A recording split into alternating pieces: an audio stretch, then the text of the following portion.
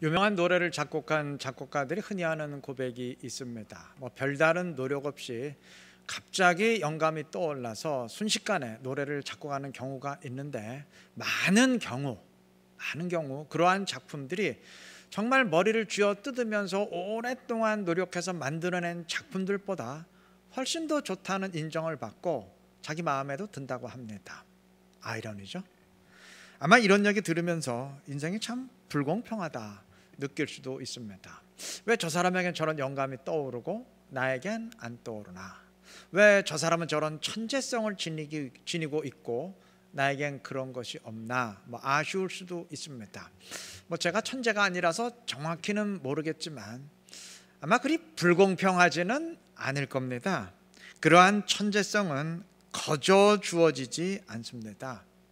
오랜 동안의 훈련과 노력이 있었기에 어느 순간 갑자기 영감도 찾아오게 되는 것입니다.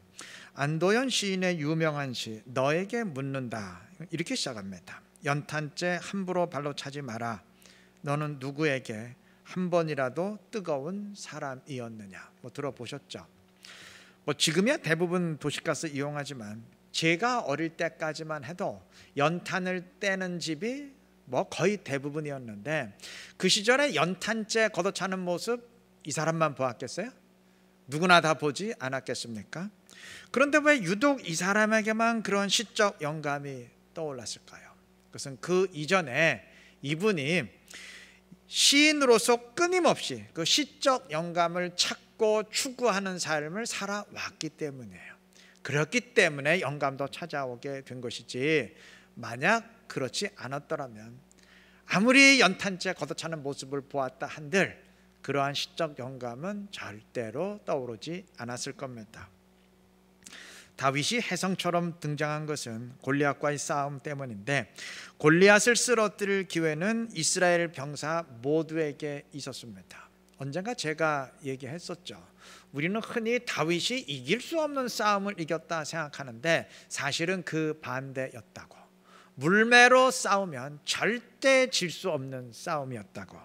정글의 왕 사자도 육지에선 최강이지만 물속에서 수중전으로 싸우면 피레미 새끼 한 마리도 이길 수 없는 것처럼, 골리앗도 칼과 창으로 싸우면 천하무적이지만 물매로 맞서면 물매 전문 용사에게는 말할 것도 없고 소년 다윗에게도 질 수밖에 없습니다. 그 이유는 이전에 소상히 설명드렸으니까 반복은 생략합니다. 자, 여하튼 이스라엘 병사 모두에게 골리앗을 쓰러뜨리고 인생 역전을 이룰 기회가 찾아왔어요. 그런데 그 많은 사람들 가운데 유독 다윗에게만 번뜩이는 확신이 찾아왔습니다. 물매로 싸우면 무조건 골리앗은 이긴다. 누가 싸워도 이긴다. 여호와께서 함께 하시니 여호와를 의지하면 반드시 이긴다. 그래서 다윗은 너는 칼과 창으로 나아오지만 나는 만군의 여호와의 이름으로 나아가노라 선포하며 싸움에 나섰고 딱 한 방에 골리앗을 쓰러뜨렸습니다. 여러분, 수많은 사람들 가운데 왜 유독 다윗에게만 그러한 확신의 영감이 찾아왔을까요? 그가 이전부터 늘 여호와를 신뢰하고 의지하며 살아왔기 때문입니다. 즉, 표면적으로 보면 다윗이 순간적으로 결단하고 싸움에 나선 것이지만 절대 순간적인 것이 아니었어요. 그러한 순간적 결단의 이면에는 이전부터 여호와를 신뢰하며 살아왔던 삶의 뒷받침이 있었던 겁니다. 만약 그게 아니었다면 백날 천날 골리앗을 보았다 한들 절대 나서지 못했을 겁니다. 오늘 느헤미야서의 한 부분을 본문으로 읽었는데 내용을 한 줄로 요약한다면 느헤미야가 그동안 기도했던 내용의 응답입니다. 즉 기도의 응답이에요. 그런데 그 응답이 죽음의 위기 가운데 순간적으로 내려야 했던 판단과 결단에 의해서 이루어졌습니다. 이게 무슨 말인가 하실 텐데, 느헤미야는 페르시아 아닥사스다 왕의 술관원으로 오늘날로 치자면 대통령 비서실장 정도의 위치에 있었던 사람이에요. 그런데 어느 날 고국 예루살렘에 아주 비참한 소식을 듣게 됩니다. 예루살렘의 성벽이 계속 무너진 채로 있다 보니까 이방의 침략을 막아내지 못하고 그래서 거의 폐허가 되다시피 했다는 아주 참담한 소식이었어요. 이 소식을 들은 느헤미야는 금식하며 통곡하며 기도를 시작합니다. 그리고 자신이 예루살렘에 가서 성벽을 재건함으로 하나님의 그 회복의 약속을 이루는 도구가 되게 해달라고 간구합니다. 느헤미야 1장의 내용입니다. 오늘 읽은 2장은 그 기도가 응답되었음을 증언하는데 2절에 의하면 느헤미야의 얼굴에 수심이 가득한 것을 보고 아닥사스다 왕이 어찌된 연유인지 이유를 물었고 느헤미야가 크게 두려워했다고 했습니다. 좀 설명이 필요한데 여러분, 이것은 느헤미야에게 찾아온 첫 번째 죽음의 위기였습니다. 당시 페르시아에서 신하는 절대 왕 앞에서 수심에 찬 얼굴을 해서는 안 됩니다. 만약 근심에 찬 얼굴을 해서 왕의 심기를 불편하게 만들면 바로 죽임을 당했습니다. 에이, 설마 그럴 리가 하시겠지만 농담 아닙니다. 진짜입니다. 여러분, 우리가 다 아는 사건 있죠.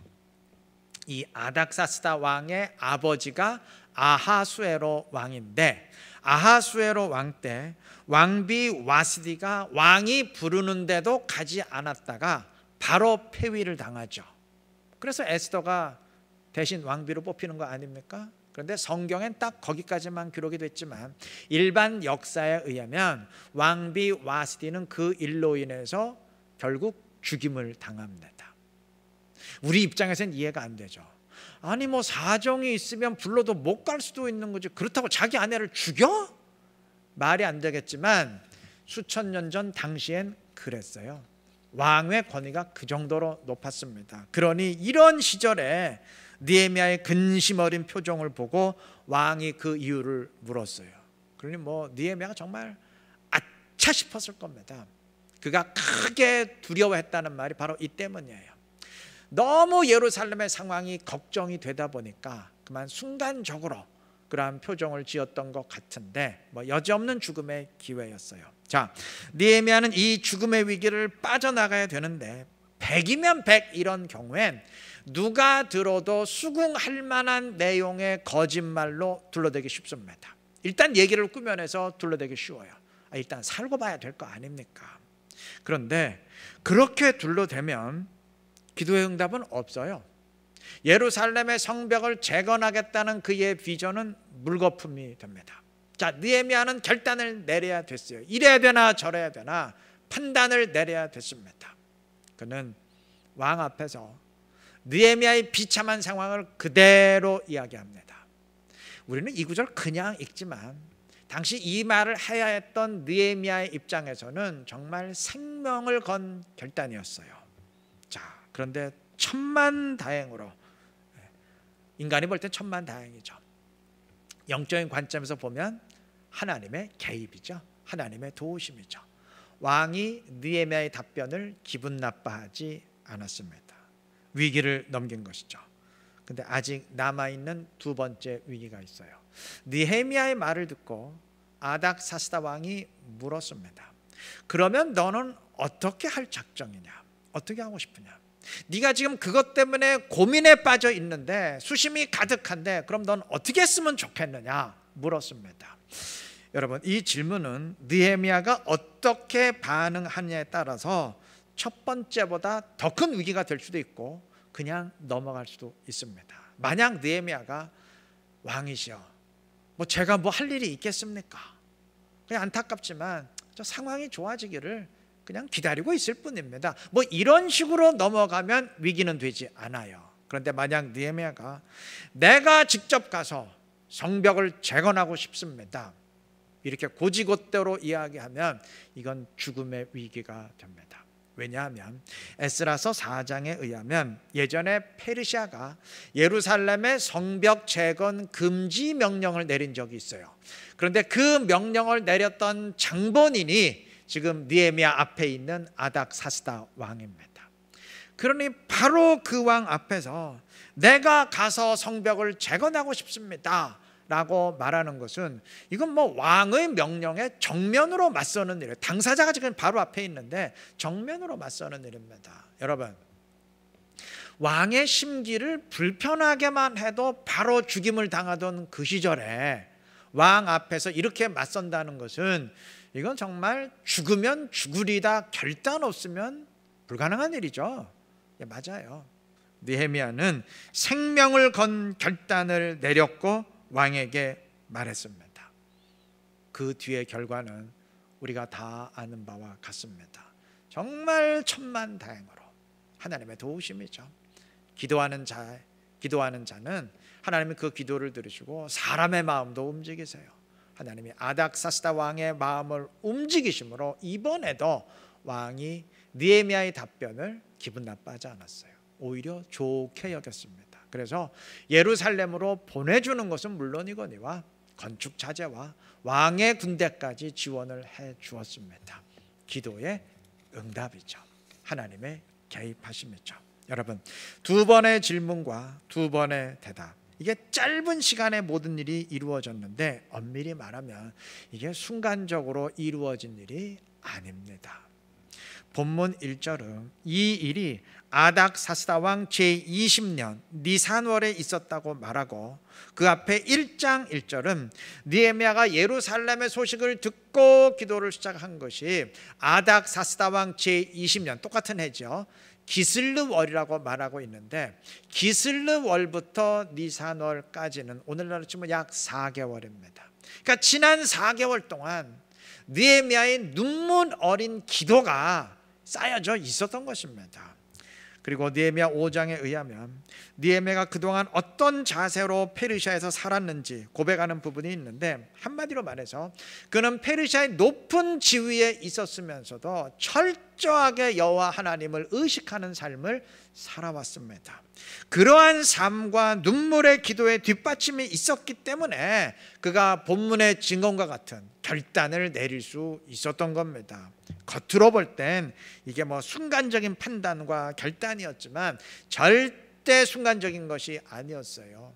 그동안 응축되어 왔던 그 신실한 신앙과 영적인 승리가 있었기에 순간적인 결단이 가능했던 겁니다. 만약 그게 아니었다면 절대 결단 내릴 수 없었을 겁니다. 우리 모두 마찬가지입니다. 왜 뭐 자고 나니 유명해졌다, 뭐 그런 말 있잖아요. 근데 사람 절대로 갑자기 유명해지는 법 없어요. 아무 이유 없이 뭐 갑자기 큰 영적 승리를 거두거나 갑자기 주님의 큰 뜻을 이루는 도구가 되는 법은 없습니다. 여러분, 구원은 아무 이유 없이 받아도 영적 승리와 순종은 절대 그렇지 않습니다. 그렇게 기도해도 응답이 없었는데 어느 날 갑자기 응답될 수 있습니다. 이게 무슨 로또 복권 당첨되듯이 뭐 기도의 타이밍이 기가 막히게 맞았기 때문이 아닙니다. 그동안의 기도를 주님이 듣고 또 들으시다가 응답하신 겁니다. 나아만이 요단강에서 7번 몸을 씻자 나병이 거짓말처럼 사라졌습니다.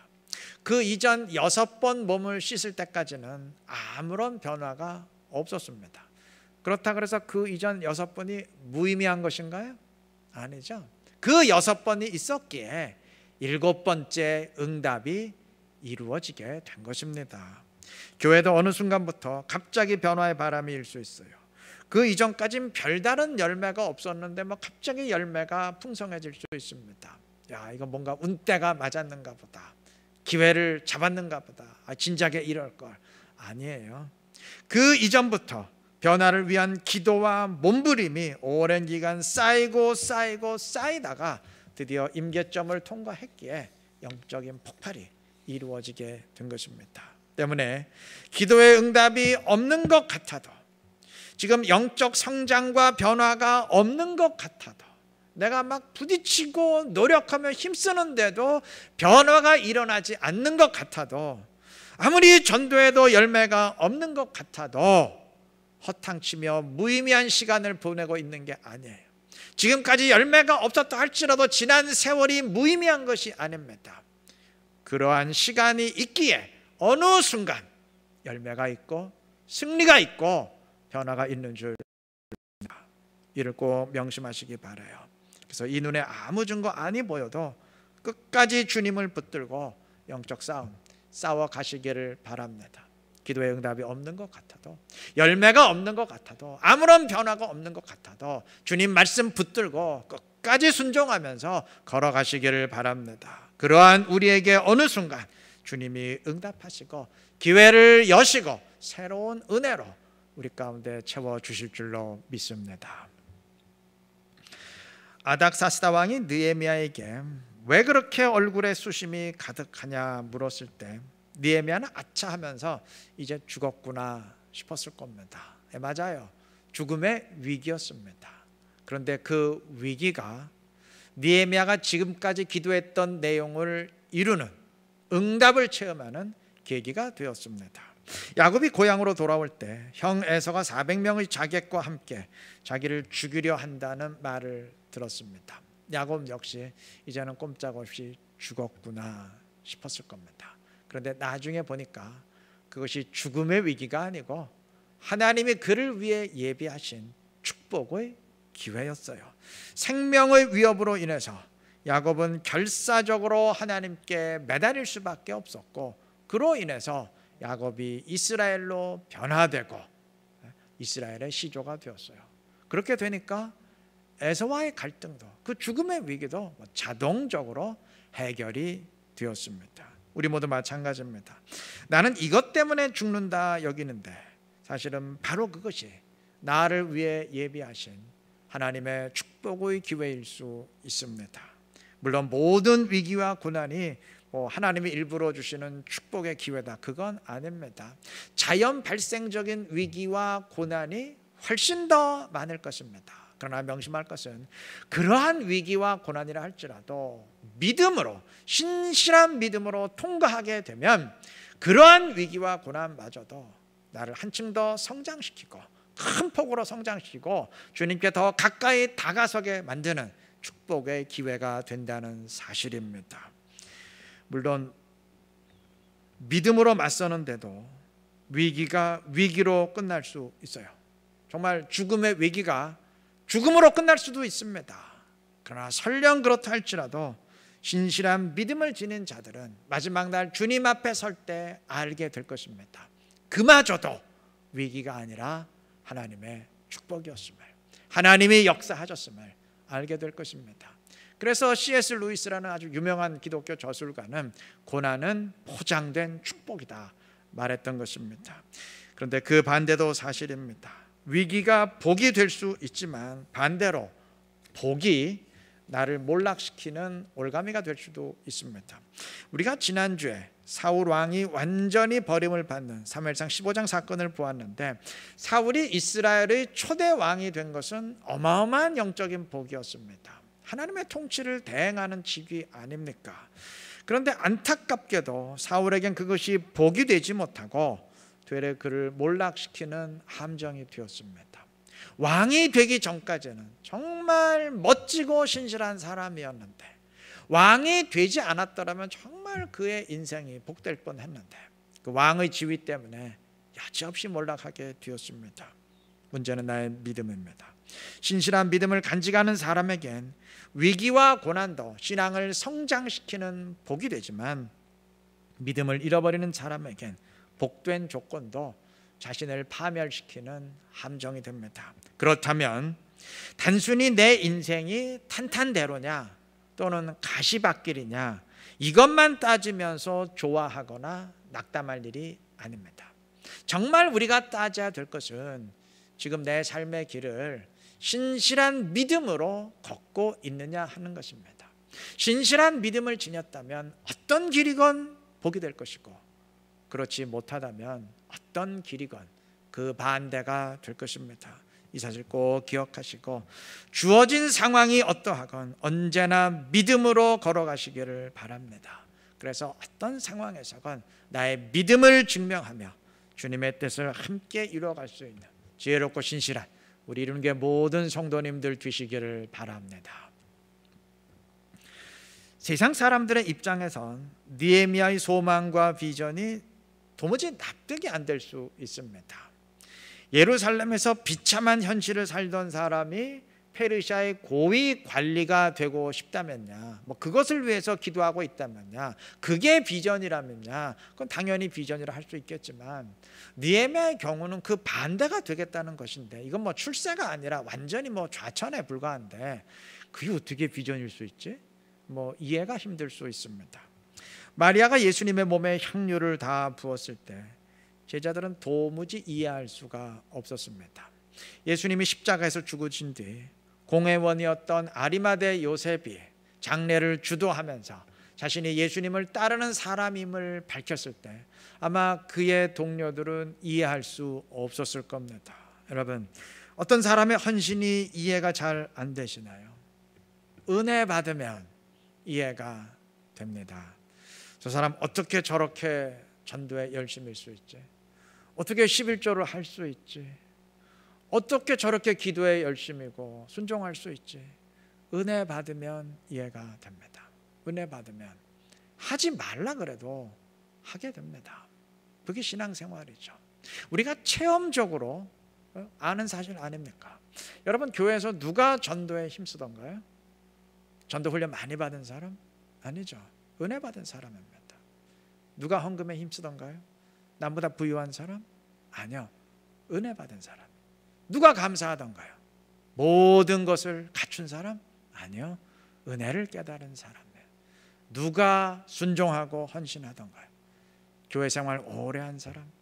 관록이 쌓인 사람? 아니요. 은혜 받은 사람입니다.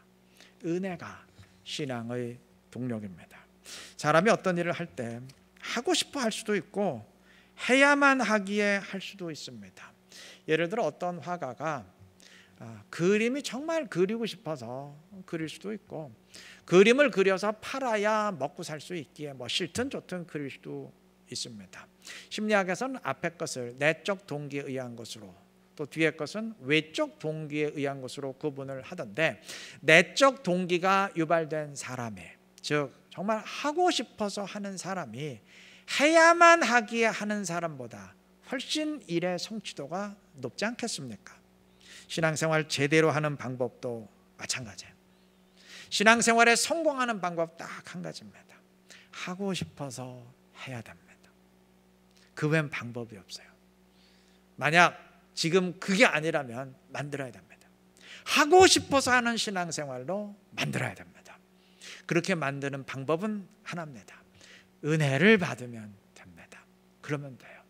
은혜를 받는다는 말은 주님 자신을 내 안에 모신다는 말입니다. 주님이 주시는 선물만 받는다는 얘기가 아니고 그건 은사예요. 은혜와 은사는 다릅니다. 여러분, 삼손은 주님이 주시는 능력을 받았어요.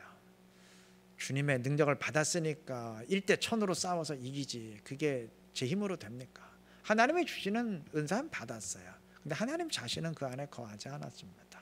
고린도 교회 은사로 충만했어요. 오죽하면 정말 모든 은사에 부족함이 없다고 할 정도로 하나님이 주시는 은사는 영어로 기프트입니다. 선물입니다. 선물은 충만하게 받았어요. 그런데 하나님 자신은 그들 안에 모시지 못했어요. 그러다 보니까 5만 가지 문제가 다 나타나게 된 것입니다. 우리가 은사도 받아야 되지만 선물도 받아야 되지만, 그러나 무엇보다도 하나님 자신을 내 안에 모셔야 됩니다. 그게 은혜입니다. 은혜 받으면 돼요. 그러면 신앙생활 정말 하고 싶어서 하게 됩니다. 그러면 주님의 마음을 품고 주님이 움직이십니다. 그러면 제도와 규정에 의해서 억지로 끌려가는 그 수동적인 신앙생활을 벗어나서 자원하는 심령으로 순종하게 될 것입니다. 여러분, 신앙 때문에 행복한 사람도 많지만 의외로 불편한 사람도 많습니다. 안 믿는 사람들은 뭐 예배 무시했다고 가책을 느낄 이유가 없어요. 말씀을 무시하고 하나님의 것 무시했다고 해서 하등 가책을 느낄 이유가 없습니다.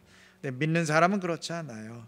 신앙 양심의 가책을 느낄 수밖에 없습니다. 글쎄요, 저는 뭐 전혀 마음에 불편함이 없는데요. 구원받은 그리스도인이 아니겠죠.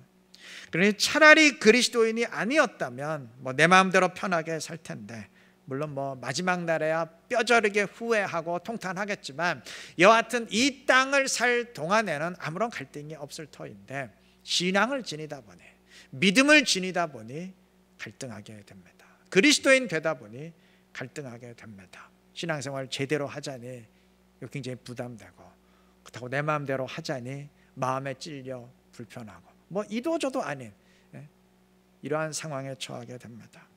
여러분, 초신자 때야 다 그러할 수 있지만 언제까지 그래야 되겠습니까? 이 신앙생활은 죽을 때까지 하는 것인데 죽을 때까지 그러면서 살 수는 없지 않겠어요? 그리스도인이라면 진정 하고 싶은 마음으로 순종하며 주님을 따라야 되지 않겠습니까? 은혜로 충만하면 됩니다. 주님을 내 안에 모시면 됩니다. 임마누엘의 주님을 내 안에 모시고 주님과 함께 하시기를 바랍니다. 그래서 끌려가는 신앙생활, 제도와 규정에 의한 신앙생활 벗어버리고 은혜에 이끌려서 주님과 함께 신앙의 길을 걸어갈 수 있는 지혜롭고 복된 우리 모두가 되시기를 그리스도의 이름으로 축원합니다.